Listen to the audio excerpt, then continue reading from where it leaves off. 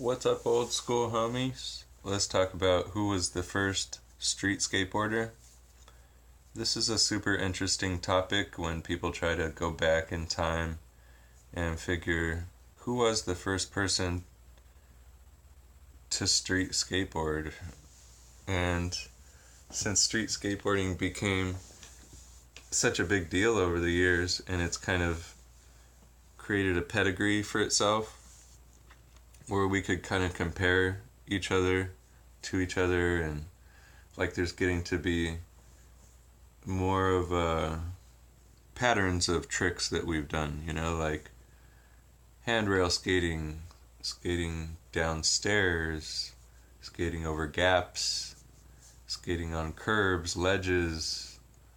These are all cultural things that we skated on for many years. So, who was the first is, here's why it's divided. Rodney Mullen developed most of the tricks that we use in skateboarding,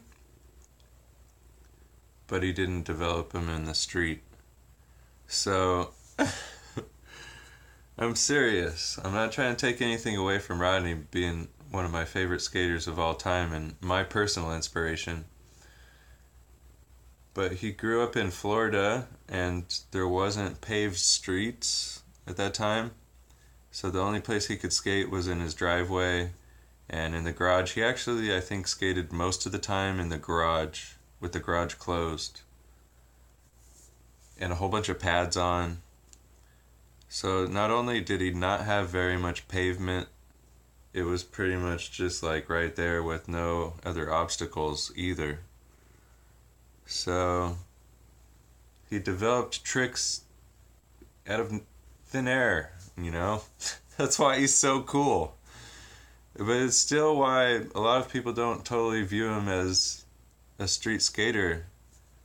I mean, I do, but then there's the flip side of being a street skater where you're inspired only by the terrain that you come across. I tried to be that type of skater, and it's an artistic kind of angle to be that way.